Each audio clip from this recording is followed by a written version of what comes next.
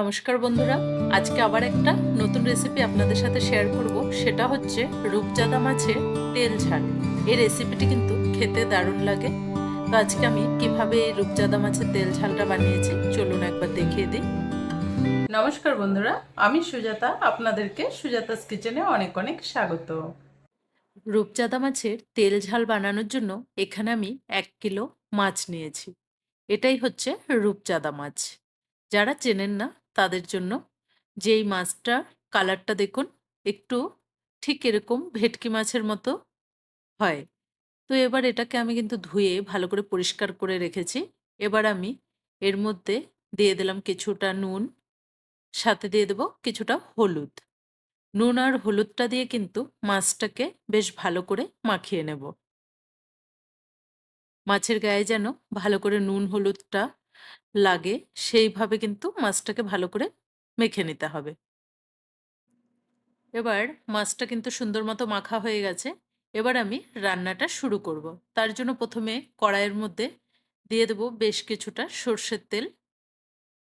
তেলটাকে ভালো করে গরম হতে হবে। ভালো করে তেলটা গরম হয়ে গেলে এর মধ্যে অল্প করে নুন দিয়ে দেব। মাছ ভাজার সময় যখন তেলের মধ্যে একটু নুনটা দেবেন, দেখবে যে কড়াইয়ের মধ্যে মাছ কিন্তু কখনো লেগে ধরবে না। তেলটা ভালো করে নেড়ে নিয়েছি। এবার আমি একে একে মাছগুলো ছেড়ে দেব। মাছটা কিন্তু তাজা হলে ভীষণ ফাটে।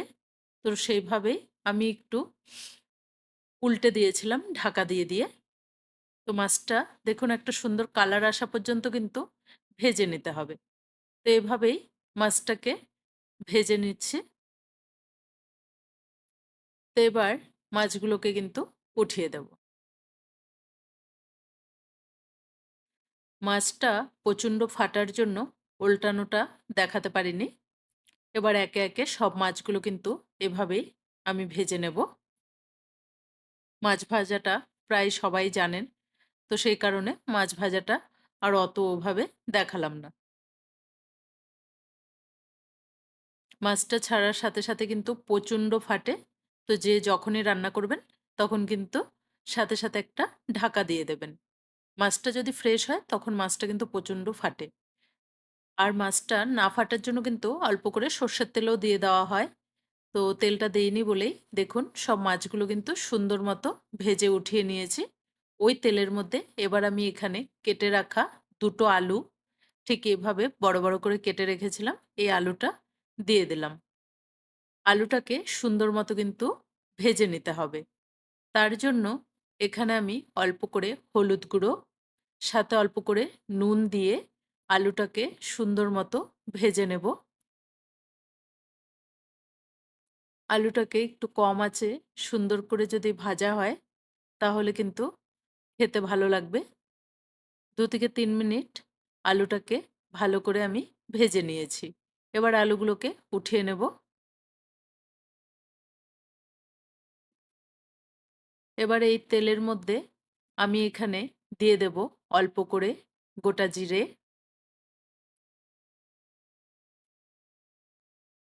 দিয়ে দেব একটা বড় সাইজের পেঁয়াজ কুচি। পেঁয়াজটাকে এবার সুন্দর একটা ব্রাউন কালার করে ভেজে নেব।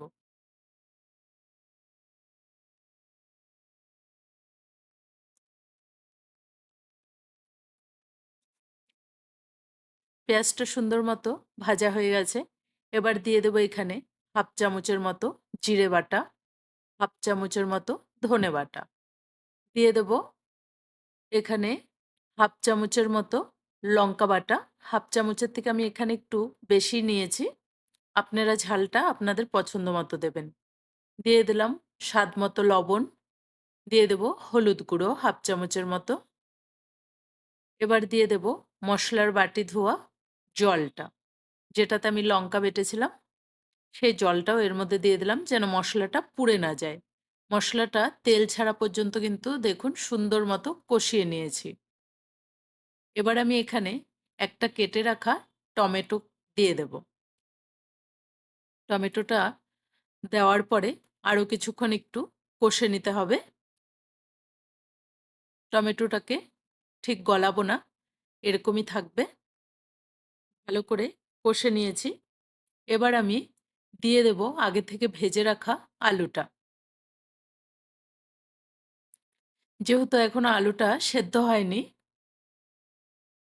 তো এভাবেই মশলার সাথে আরও কিছুক্ষণ আলুটাকে কষে নেব।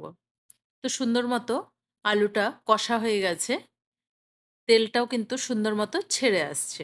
এবার আমি এখানে দিয়ে দিলাম ১ চামচের মতো সাদা কালো সর্ষে ভালো করে পিষে রেখেছিলাম। সেই সর্ষে বাটাটা এখানে এখন দিয়ে দিলাম। সর্ষেটা দেওয়ার পরে বেশিক্ষণ কিন্তু কষতে হবে না। ঠিক কিছুক্ষণ একটু নেড়ে-চেড়ে দিয়ে দেব এবার গরম জল। জলটা সাথে, সাথেই দিয়ে দিতে হবে। সর্ষে যদি কষা হয় তাহলে কিন্তু তেতো হয়ে যাবে। তাই অল্প একটু কষেই এখানে আমি অল্প করে জলটা দিয়ে দিলাম। জলটা দিয়ে ১ মিনিটের মতো সুন্দর মতো ফুটিয়ে নেব। সর্ষেটার থেকে সুন্দর একটা কালার বেরিয়ে আসবে। দেখুন কতটা সুন্দর তেলটা কিন্তু উঠে আসছে মশলাটার থেকে। তখনই বুঝতে হবে যে আমাদের মশলাটা সুন্দর মতো কষে গেছে। যদি জলটা ছাড়া আমরা এই মশলাটাকে কষতাম তাহলে কিন্তু সর্ষেটা তেতো হয়ে যেত। যেহেতু আমি সাথে, সাথে অল্প করে জল দিয়ে দিয়েছি, তাহলে কিন্তু আর সর্ষেটা কখনো তেতো হবে না। তো এবার আমি স্বাদমতো যতটা আমার পরিমাণ জল লাগবে ততটাই দিয়ে দিলাম। ঝোলটাকে কিছুক্ষণ ভালো করে ফুটিয়ে নেব। ২ থেকে ৩ মিনিট ঢাকা দিয়ে ভালো করে কিন্তু ফুটিয়ে নিয়েছি। ততক্ষণ কিন্তু আলুটা সুন্দর মতো সেদ্ধ হয়ে গেছে। ঝোলটাও সুন্দর মতো ফুটে গেছে। এবার আমি দিয়ে দেব ভেজে রাখা মাছগুলো।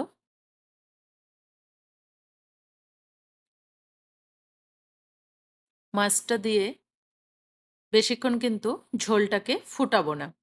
২ থেকে ৩ মিনিট মাছ দিয়ে ঝোলটা ফুটিয়ে নিলেই কিন্তু রান্নাটা একদম হয়ে যাবে। অনেক চটজলদি হয়ে যায় আর খেতেও কিন্তু ভালো লাগে এই মাছটা। তো ২ থেকে ৩ মিনিটের জন্য মাছটা দেওয়ার পরে একটু ঢেকে দেব।